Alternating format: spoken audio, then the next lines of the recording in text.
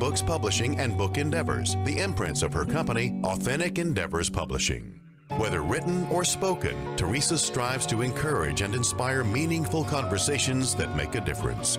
Here's the host of Conversations That Make a Difference, Teresa Velardi. Hey, and welcome to Conversations That Make a Difference. I am Teresa Velardi, and boy, have we got a show for you today. But before we get started, I want to welcome everybody in and tell you that these calls, I was going to call it Transformational Tuesdays. How about that? That's a long time ago for me. Conversations That Make a Difference airs live first and third Tuesdays of the month at 5 p.m. Eastern.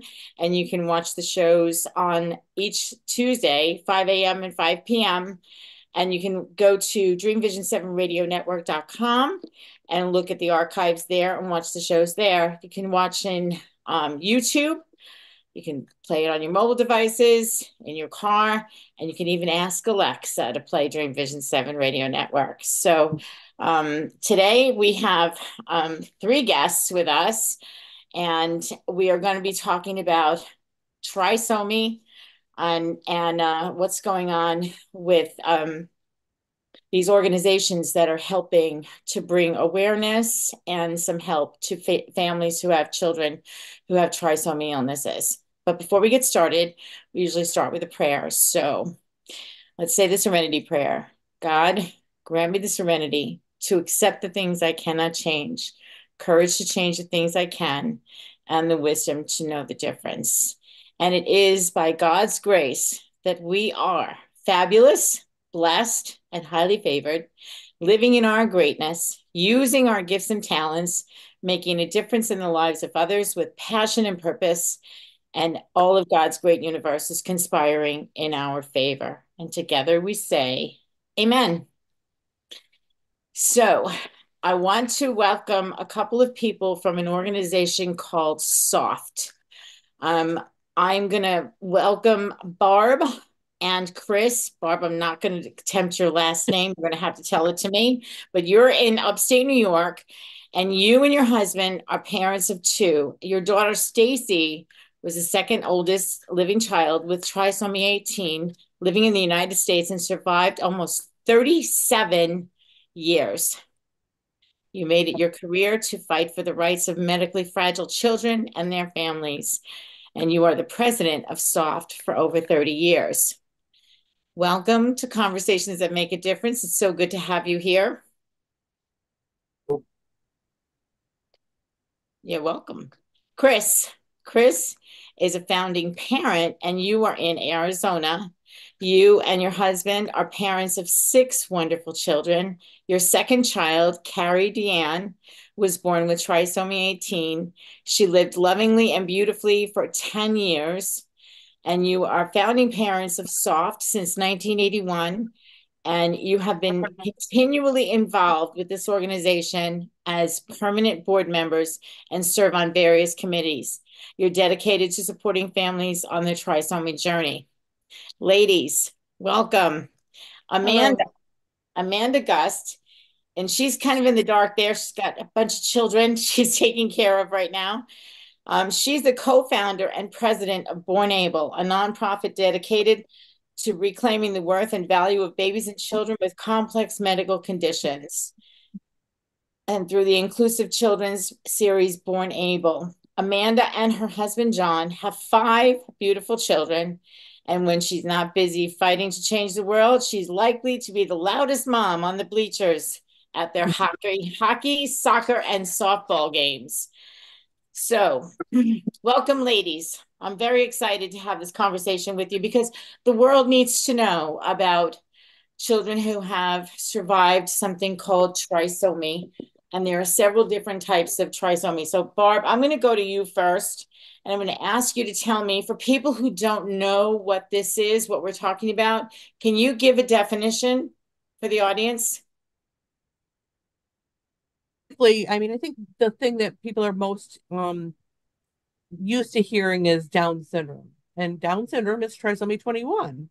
But trisomy can occur on any one of the genes. So that's why there's so many that can be out there. And in the genes, there can be many combinations of trisomy 18p, which is partial, part of the gene, trisomy 13. So there's many, many different trisomies that can be out there. And basically what it means is like Down syndrome, you have three number 18 chromosomes for trisomy 18. Um, and that causes some things that might happen with your child that might be more issues like heart conditions. They might have feeding problems. Um, but the biggest thing that I want to express is the joy that they share with all of us. The doctors give us an idea that our children aren't going to be successful, aren't going to be joyful, aren't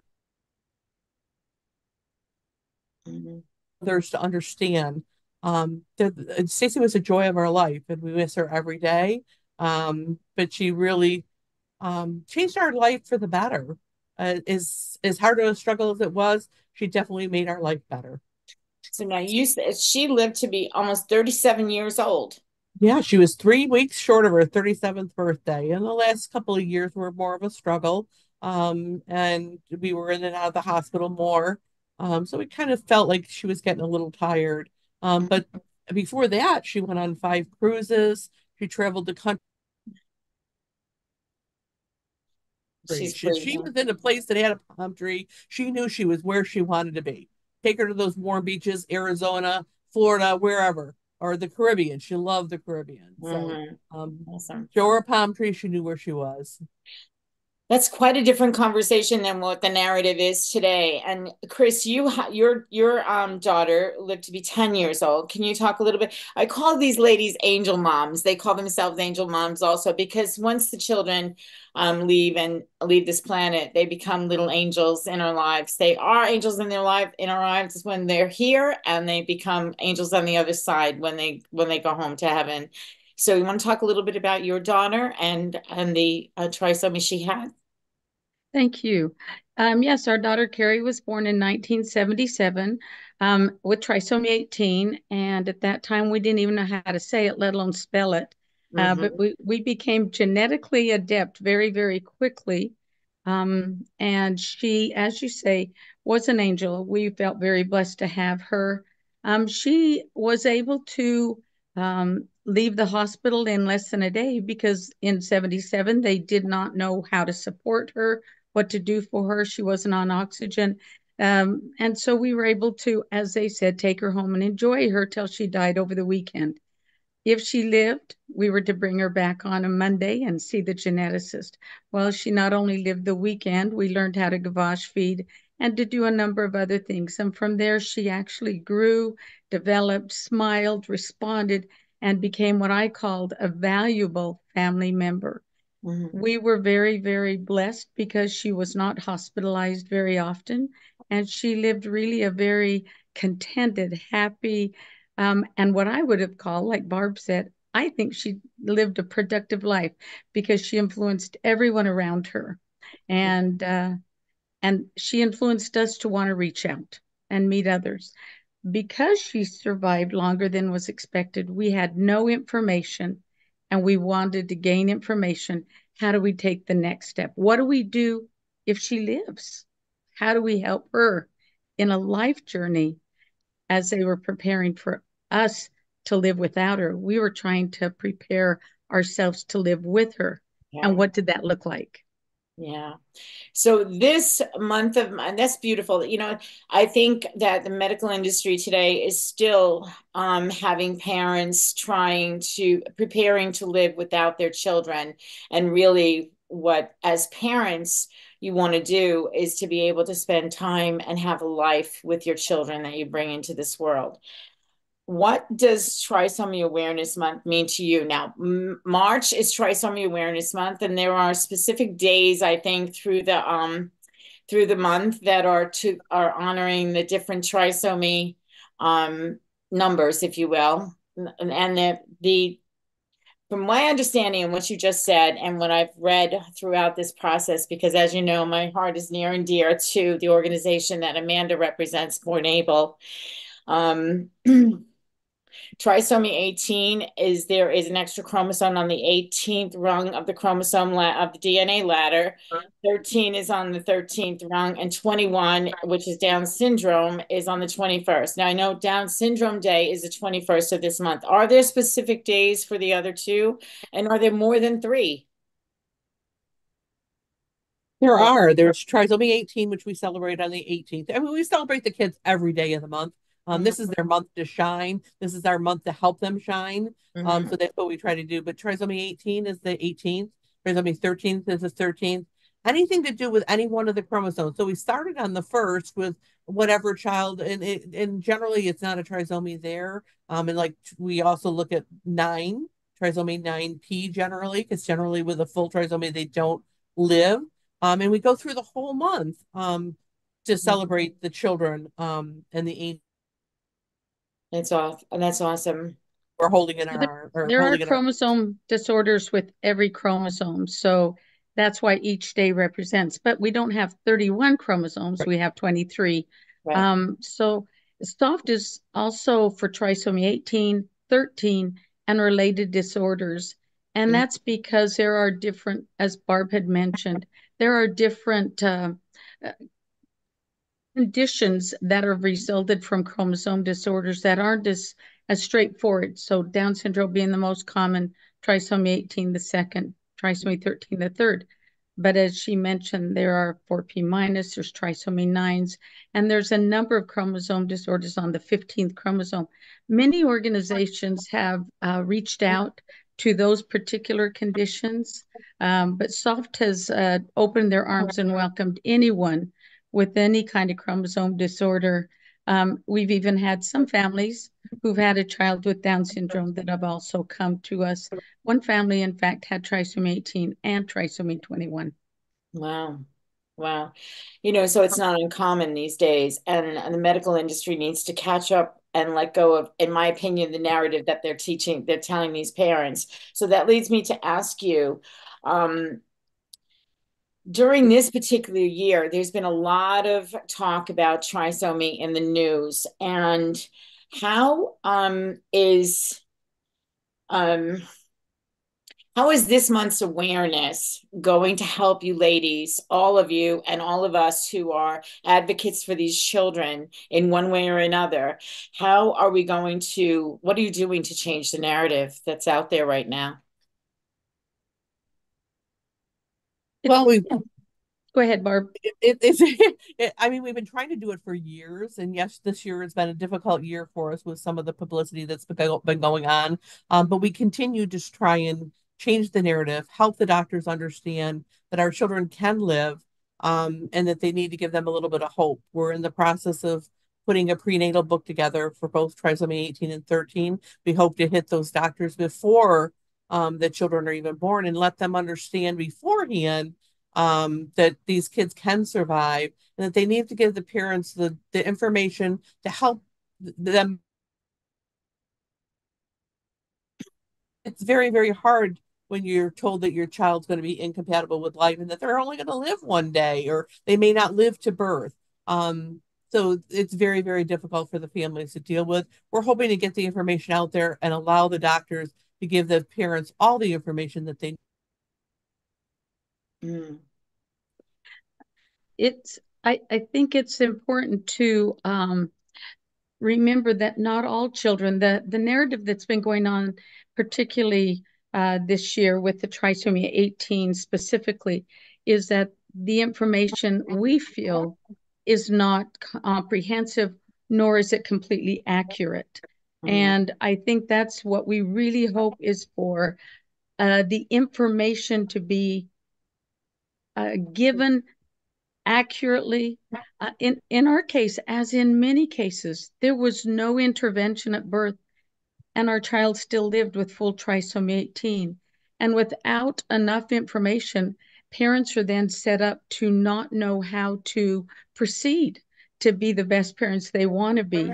So it's important that as we advocate for our children, we also advocate strongly for accurate and complete information, and let parents make decisions based on the complete picture and not just on one portion of this journey. There's a lot of dimensions to this.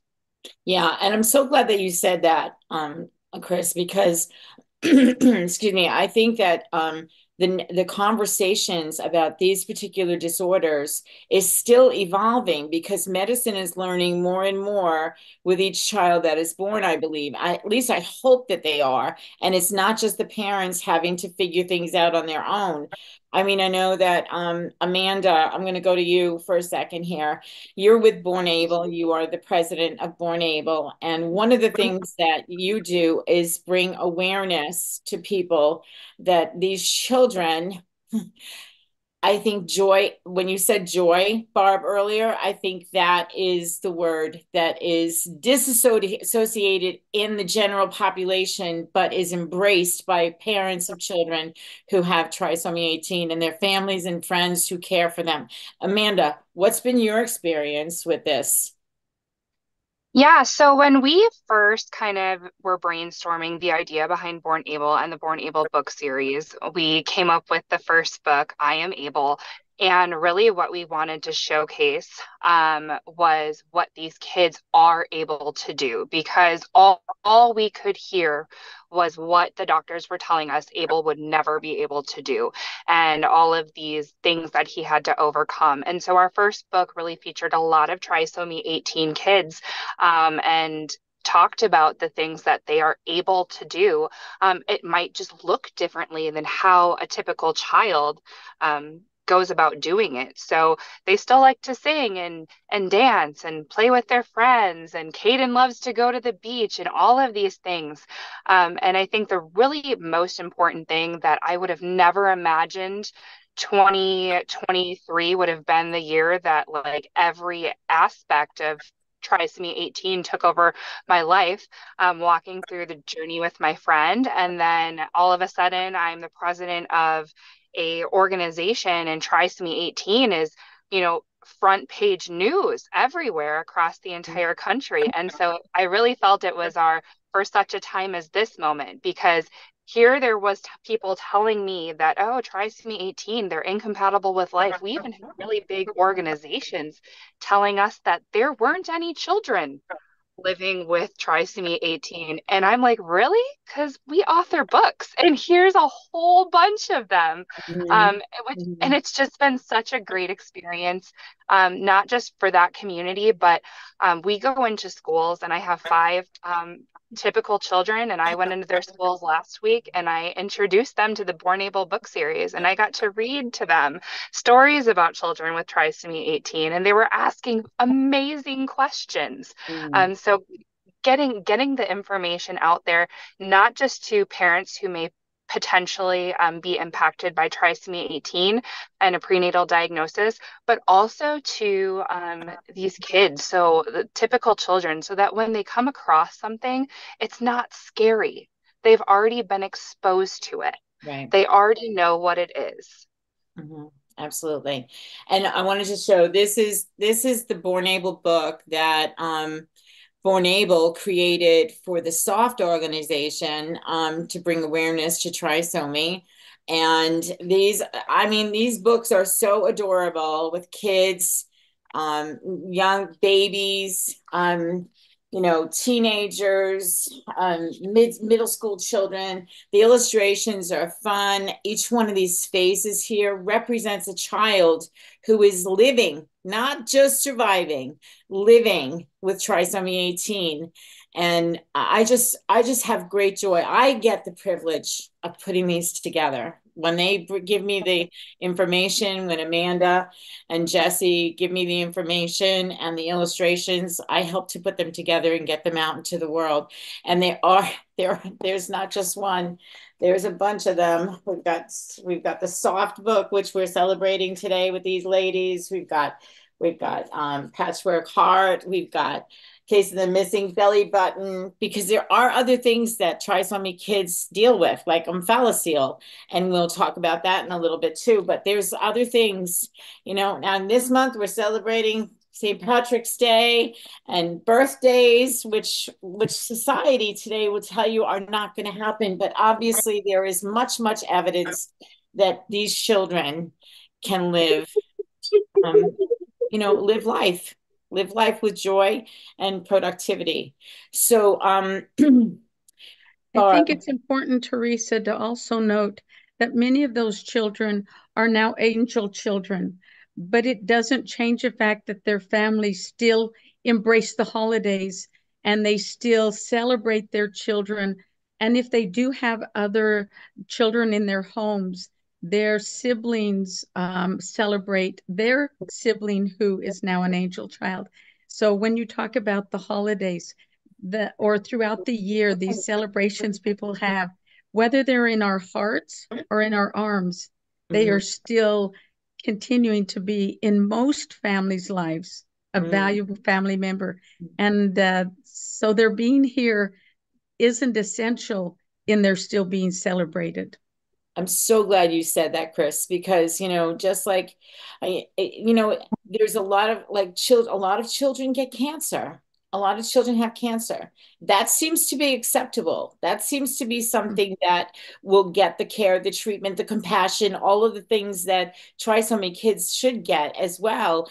But for some reason, there's a line drawn in the sand about what the narrative is going to be on this topic. And it's really frustrating to me being on the outside looking in, but now getting my hands involved in the stories, so, and my heart involved in the stories, and even more so because I know Abel's mom. That's how I got started in this, and I grew to know and love Amanda too, because we've been working on these books together, and we've had conversations, and it's heartbreaking to me to see what the uneducated community is saying about this particular chromosomal disorder.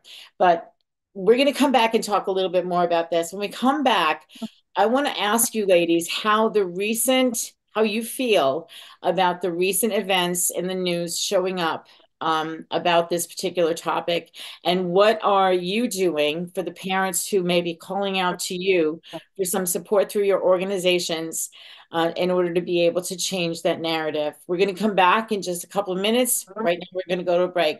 Come on back and talk to these ladies about soft. With the hustle and bustle of today's world, how often do you take time to practice gratitude? More importantly, how can you make it a habit? The Grateful Hearts community is a group of like-minded people focusing on what's going right and being grateful. Gratitude is more than putting a smile on your face and being thankful for the roof over your head. It's about expanding your perception and finding ways to find gratitude for, in, and through the challenges we face every day.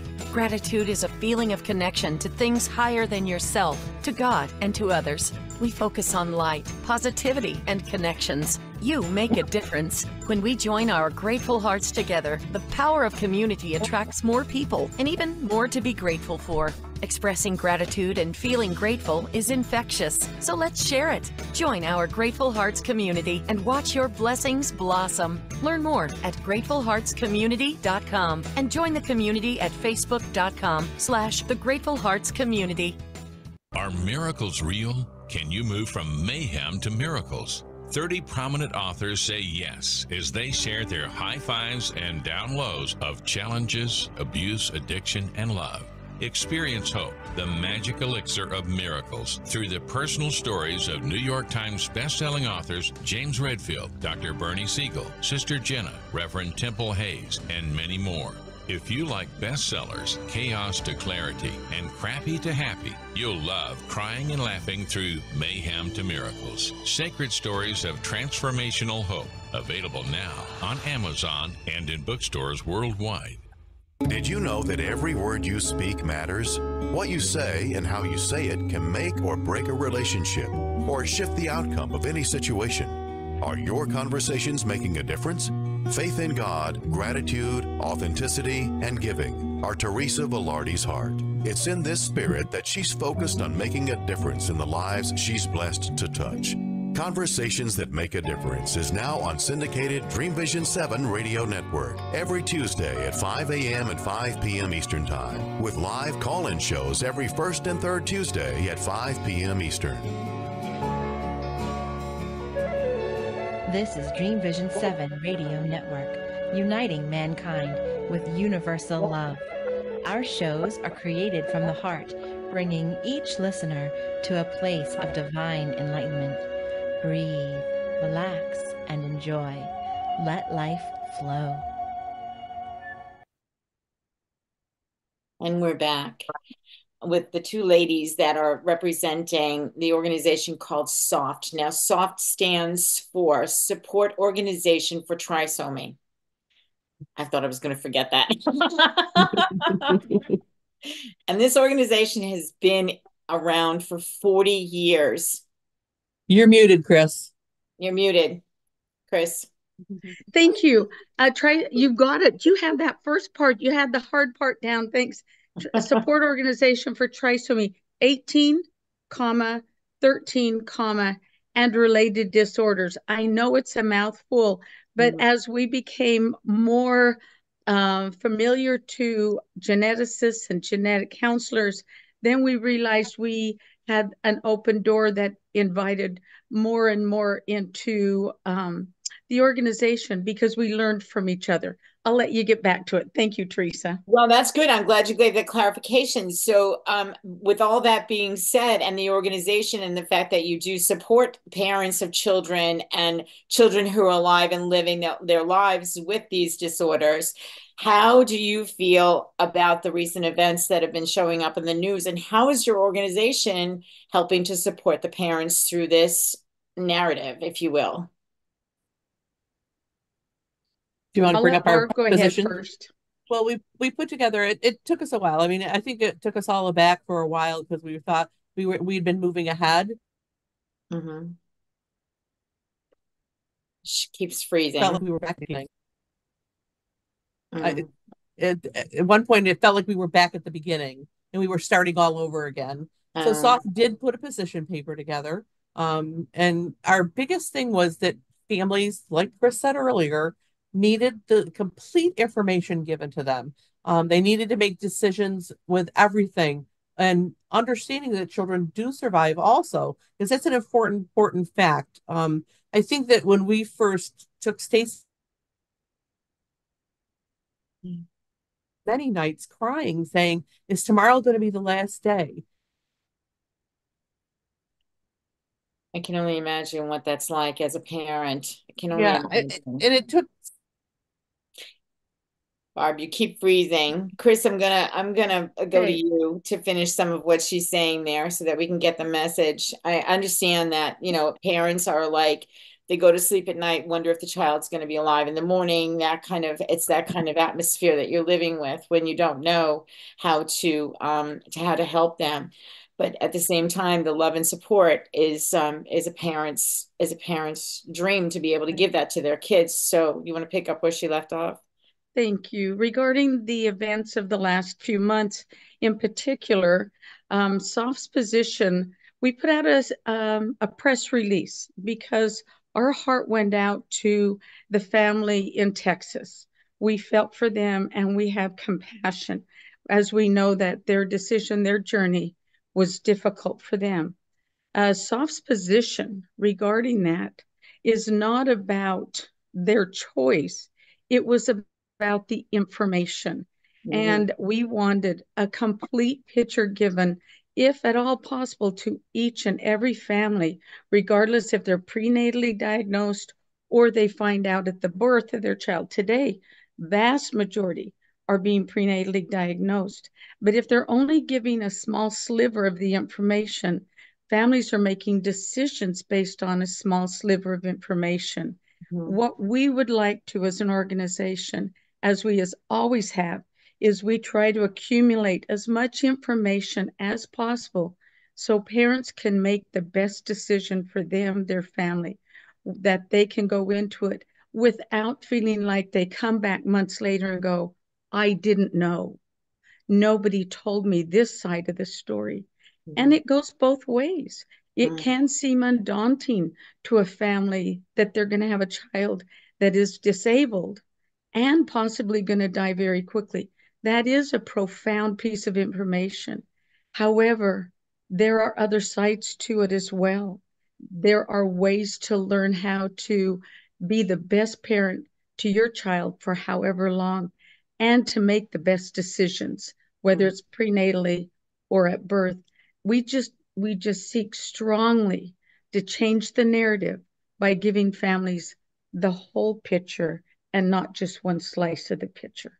Okay, besides the information that you give to them, I'm so glad that you're saying this, because I think, the doctors only give them like one slice, certain information. And And mostly it may be because well intentioned. It may be they're yes, I was trying to gonna say. say, we're going to make this easier for you. So we're going to make it sound so difficult that when you make your decision, you're going to be okay with this. And I don't think every doctor, nurse, genetic counselor, I don't think that they are trying to be unkind. I just don't think they're always fair in not giving the whole picture. And the statistics that are out there today, that when you Google any one of these trisomy disorders, when the statistics that you get are daunting. Exactly. It's crazy. So I love that you're getting all the information out there. I know, Amanda, as Born Able, what kind of things do you do in support of these families who have trisomy kids and other disorders related to it? Well, in response to the news and what was in the media, the first thing we wanted to do is actually hear from the parents of children with trisomy 18 specifically, because you're right. When you go and you get a prenatal diagnosis and you Google trisomy 18, like I did when Jess told me that baby B had trisomy 18, the first thing I said to her was, "Oh my gosh, I'm so sorry. I have no words for you." Because I think it's around 90% don't make it to birth. Of the remaining 10%, most won't live past a week, and very few live over the first year, is what you'll find if you Google those statistics. So we wanted to hear from trisomy 18 parents specifically. So we put together a survey. We got, I think it was between 50 and 60 parents of trisomy 18 children, both living and their children had passed away. And we went through the experience. So some of the questions that we asked, and we wanted to know, like, were you given options when you had your diagnosis? Were you given the option to have interventions? And most of these parents weren't given an option to even have medical intervention. We would ask if, were you told sorry? Were you given options if your hospital that you were planning to deliver at wasn't a level 1 NICU or incapable of handling the medical care that they needed? Were you given help trying to find a transfer? Most parents weren't. So when we're looking at the statistics surrounding trisomy 18, and what's being put out in the media, people need to know that those statistics are horrible for a reason. And we, of course, don't want to talk to a parent who has a prenatal diagnosis and tell them that everything's going to be perfect and your baby is going to survive, because we know very well that that might not be the case. But what we are trying to work on now is how to take this culture that doesn't want to accept hurt. We don't want to accept loss. We want everything to be perfect and on our time. And really, we want to kind of rewrite the narrative that it's okay when life isn't perfect. And loss is a part of life. But guess what? You can find so much beauty and grace and purpose in loss. I say Abel lived 210 days, and in that little boy's 210 days, his life impacted me so much, impacted my children's life so much, impacted so much. And that's 210 days. Most people look at that and think it's nothing. But to the people who loved and knew him and who are getting to like see his legacy carried on through the Born Able books and Born Able, I mean, what a gift.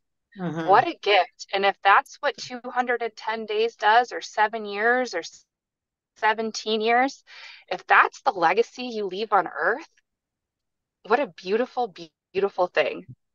Beautiful thing. Absolutely. Absolutely. And the Born Able Foundation would not have existed without him.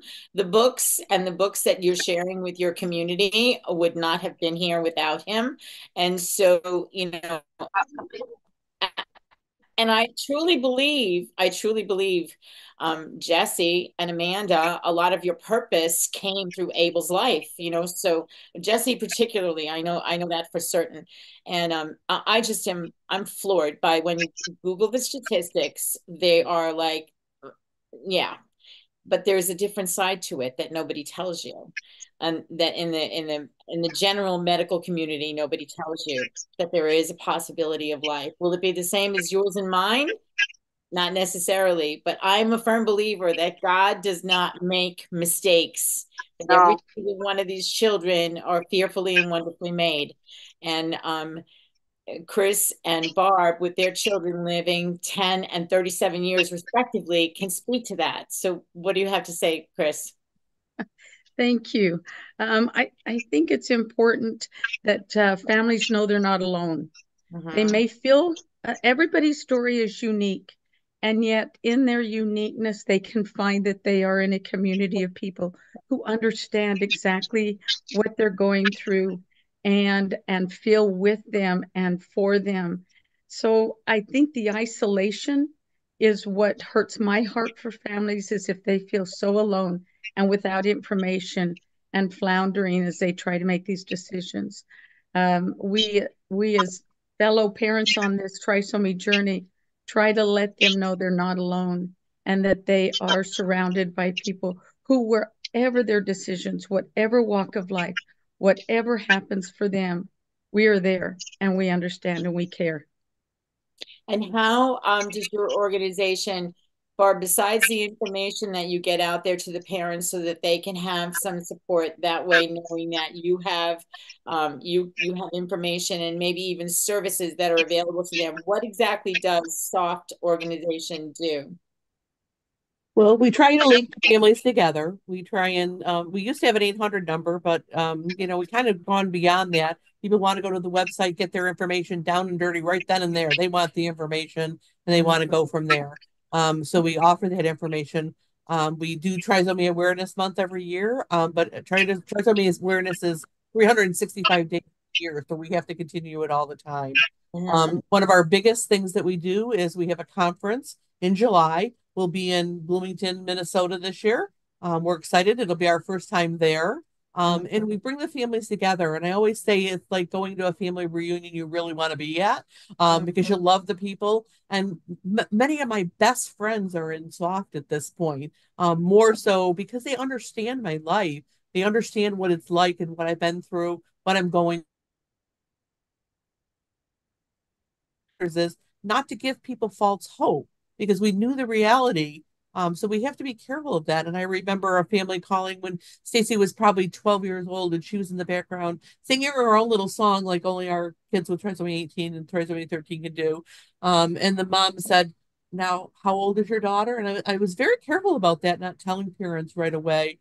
And I said, "Well, I think at that point she was 12 years old." The mom said, "Okay, thank you," and hung up the phone. And I'm like, Oh "Oh my my goodness. gosh. Oh my gosh." And she got off the phone and she said to her family, "Oh my God." And they said, "Well, what'd you do?" And she goes, "Well, she's 12 years old." And they said, "Well, what does that mean? What'd she do? What could she do? Where's she going? Did she go to school?" She goes, "I don't know. I was so scared I didn't ask her."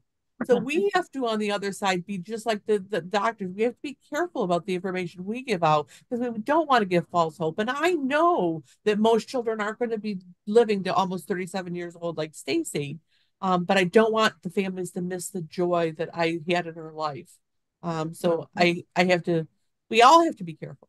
Right, Can I exactly. piggyback on Barb's word of hope a minute? Of I course. think we do try to offer families hope, but not always is the hope for long life.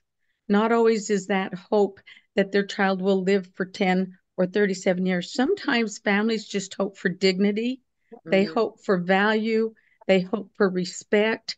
They hope for understanding. So I think when we talk about hope in SOFT, hope encompasses everything, that they can hope for an enriched life, no Yeah. matter what that entails, whether it's living with the child in their heart because their baby became an angel baby before it was born or shortly after, or their child is living long and they're learning how to deal with education systems and how to deal with medical fields. But what most families, I think, hope for is respect, value, understanding. And that's why we offer hope, not longevity. But if the baby does grow, then we are there to offer suggestions and help medically, educationally, socially, other kind of things. But hope is a big word. People put their own words to hang on the word hope, but ours is value. It definitely is. And with that, we need to go to our second break. This hour is flying by. It's literally flying by.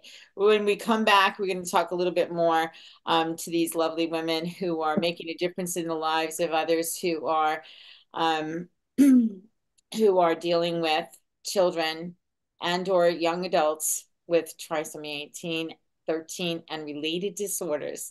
We'll be right back.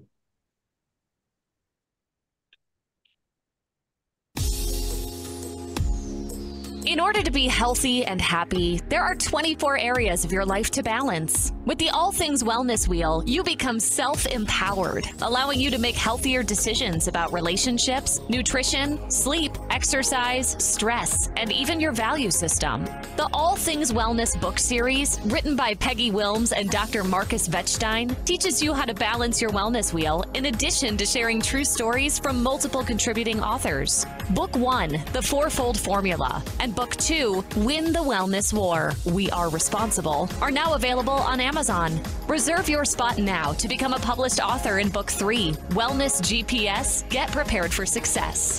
Visit www.allthingswellness.com/authors for more information.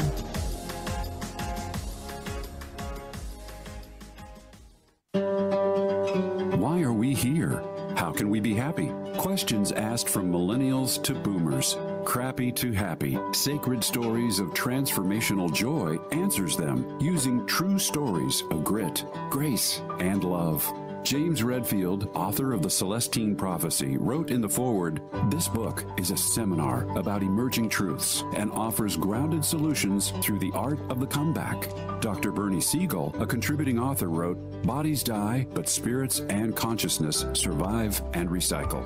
So, grab some tissues, open your book, and prepare to cry and laugh till it heals. Crappy to Happy by Reverend Ariel Patricia and Kathleen O'Keefe Cannabis. Available from Amazon, Barnes & Noble, and booksellers worldwide.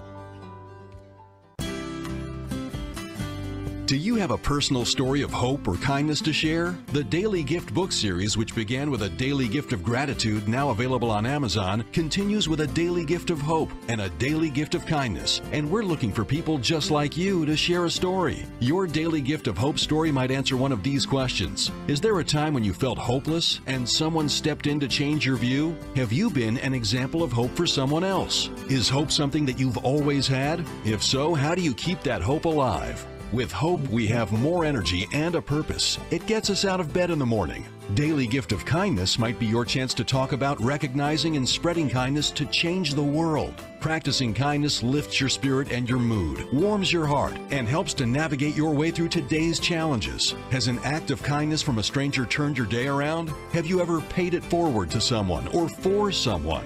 Your story matters, so visit dailygiftbookseries.com to find out more about how to submit your story for a daily gift of hope and a daily gift of kindness. Your stories make a difference.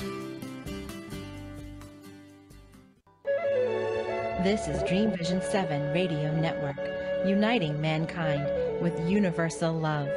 Our shows are created from the heart, bringing each listener to a place of divine enlightenment.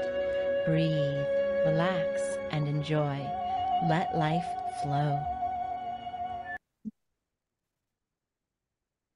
And we're back. So I love that we were having a conversation about hope, and we have a book called A Daily Gift of Hope. This is the second in the series, the Daily Gift book series. The first one is gratitude, and the next one, as you just heard, is called kindness.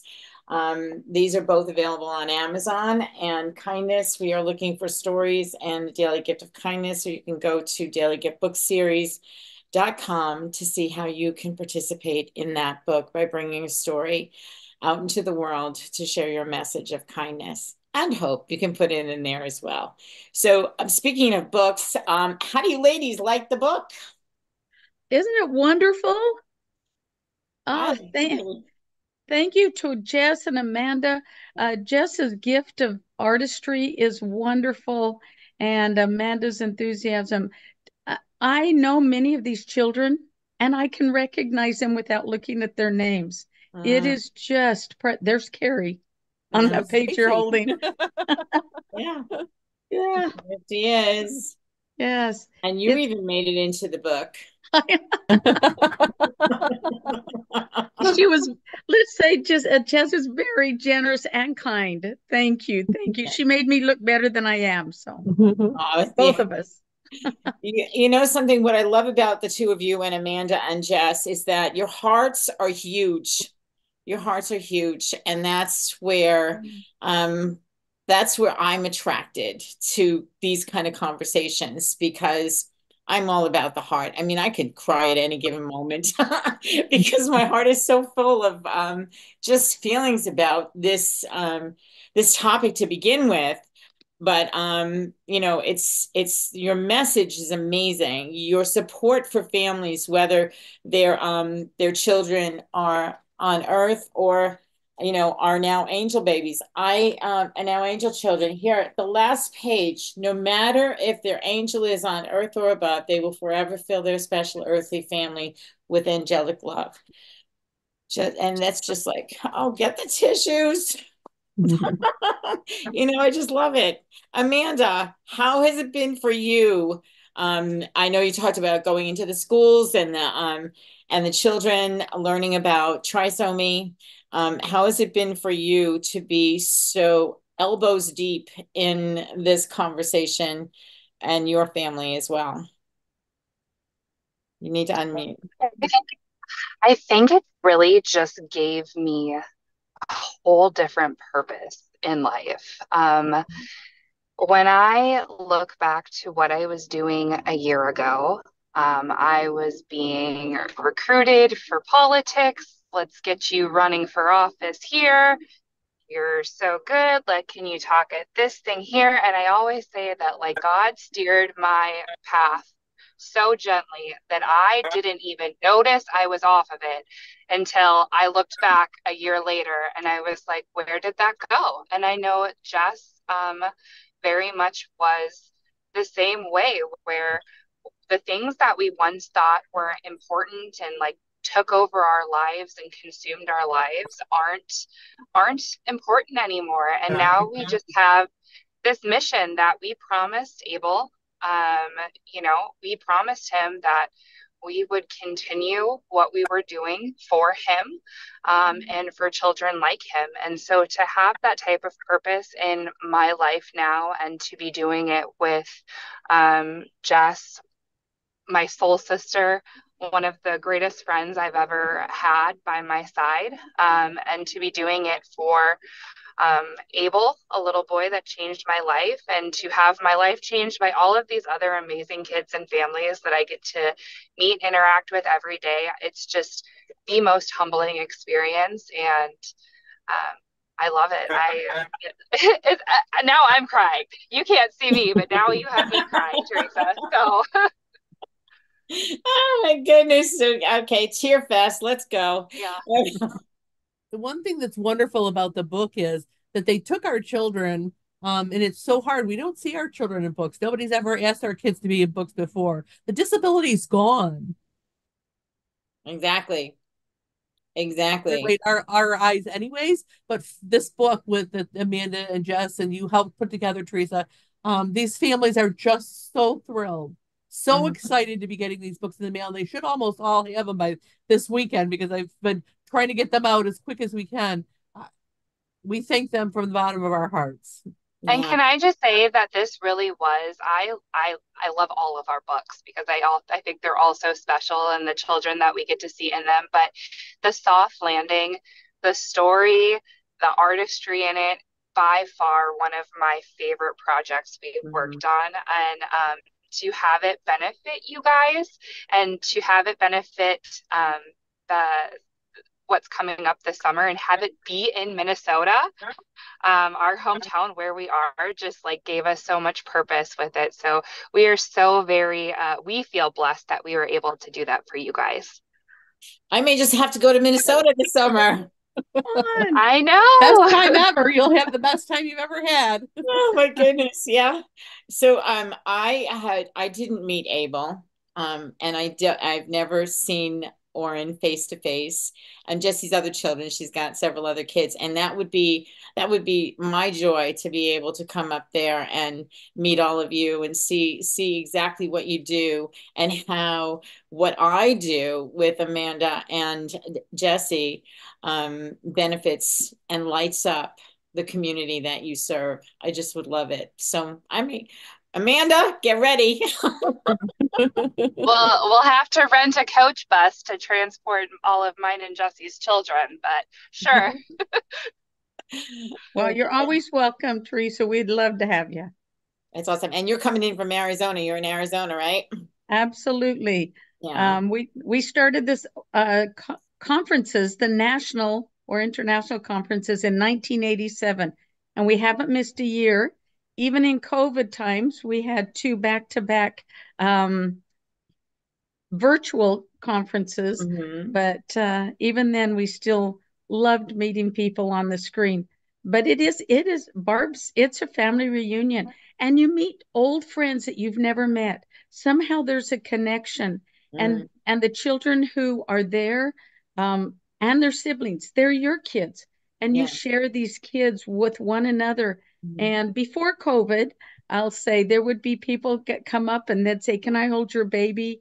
And then they probably wouldn't see their baby for another hour or two, and then they'd bring him back. So since COVID, we're far more cautious, and we don't steal them straight away. We do at least take time to steal them now, right, Barb? But it is a joy to get together, and that's why we keep doing it. Families just they come from all over. It's remarkable.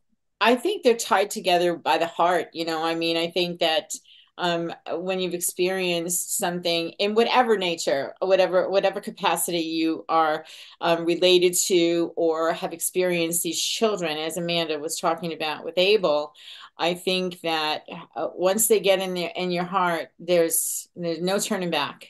There's no turning back. I think that you guys are doing a tremendous, you women, not you guys, are doing a tremendous, I'm sure there's some men in the picture too that are helping with this, but as mothers, I think that I have a son, I'm a mother. My son is as old as Barb's daughter would have been before she passed. And he has a good life. And he doesn't have the issues that your children had. But at the same time, if anything ever happened, I would be devastated. But the bottom line is that we all love our kids, and whether they're on this side of eternity or on the other side of eternity, we have no choice but to be tied together by the heart. So, Teresa, can I thank you for mentioning the men? There are so many dedicated fathers to these children, and they're in full bloom at the conferences. You'll see them doing as much hands-on care for their children, and those that are holding their babies in their arms, those fathers are right there as well, embracing all the experiences that go with it. So you're right. The moms tend to be more vocal, but the dads are right there, being as supportive of each other as well. It's awesome. The siblings too. Yeah. Oh, good point. Of course. I mean, I know from conversations with Jessie, I know how her children were impacted by Abel, both while he's here and since he's gone. And these are relationships. These are family relationships. This is not just the conversation about the statistics. This is a person, this is a relationship. This child has a relationship with their siblings, their parents, their and people who come in and call themselves friend. It's just, and they should have the ability, they should have that. And if it's their time, we all have it, we all have a calendar. God has a calendar for each one of us, I believe. And when it's our turn, regardless of whether we are able-bodied or have issues, we still get to go home. So anyway. Yeah. You know that I often will tell young parents, because you wonder, once they're gone, will they be remembered in any way? And I think the books that Amanda and Jess have put out is one way that they're remembered. But you just wonder, are they going to be continued to remember after the parents are gone? And I often will tell young parents, yes, nothing thrilled me more than to hear our grandchildren talk about their Aunt Carrie, who they never met. And they know her. And then I know that our children, her siblings, are teaching their children. And now I have no doubt that my grandchildren will teach their grandchildren. So when we're gone and we're no longer talking about Carrie, they are still important family members, even when the parents are no longer in the picture. So I think that's what's encouraging too. It's about the family unit. And as you're talking, I'm just going to hold this picture up right here. Yeah, sweet. And I'm going to hold this picture up. This is little Abel. He's in every book. Yes. And these books are a legacy. If your child is in one of these books, this is a legacy. They are also available on Amazon.com for anyone who wants to get one in support of the organizations that we're talking to today. Feel free to go to Amazon.com and you can get your own copy of Born Able, The Soft Landing. Yes, and can I add, Teresa, that for the month of March, Born Able is donating all proceeds from the Soft Landing directly to the Soft organization. Wow. So if you go ahead and purchase it on Amazon, Soft will be benefiting from it. So awesome. Thank you, Amanda. Thank you for that. You are so welcome. Wow. And a special thanks to you, Teresa, for inviting us on today. Thanks to Barb, who has been the mainstay and the glue for Soft for so many decades. Thank you. Yeah, the glue. You're the glue, Barb. That's good. That's the old glue, but I'm still here. That's all right. I'm old glue too. So they haven't put us to the factory yet. We're still here. Exactly. So any last words that you ladies would like to share? We have like 2 minutes left. What's the best way for people to get in touch with Soft? And Amanda, I'm going to come to you with what's the best way for people to get in touch with Born Able. So would either one of you two ladies like to give that information? Yeah, for Soft, you can get us at www.trisomy, trisomy.org. You can come to our events. All that stuff is there. You'll learn more about trisomy awareness, and you can get the Born Able book there too. Amen. Okay. And Amanda, how can people get in touch with Born Able? Well, we have very big social media platforms because really we look at social media as the way people get their information in 2024. So we utilize them a lot. So you can find us on Instagram at born.able, Facebook Born Able, and it's ABEL, and then www.bornable.org.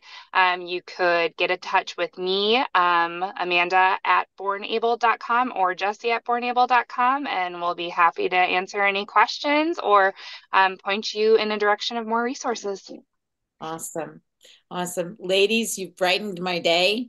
I hope that this conversation makes a difference in both of your organizations and in the lives of people who are listening, who know or have a child who is affected by this chromosome disorders and related trisomy 18, 13 and related disorders. And remember to get in touch with both Soft and Born Able for support in many, many different ways. And with that, we are going to close this conversation that makes a difference. And I encourage each and every one of you, for whoever you are speaking to, whether it's someone about a topic like this, but whatever conversation that you're having with someone else, I hope it makes a difference for you and for those who you're talking to. We love you and have a great day. We'll see you the next time. Thank you. Tune in next time for Conversations That Make a Difference with host Teresa Velardi every Tuesday at 5 a.m. and 5 p.m. Eastern, with live call-in shows every first and third Tuesday on syndicated Dream Vision 7 radio network. Thank you for listening, and thank you to our producer Rachel and to our station owner Deborah Beauvais, working behind the scenes. Be sure to go to conversationsthatmakeadifference.com for your free gift. Make sure your conversations make a difference.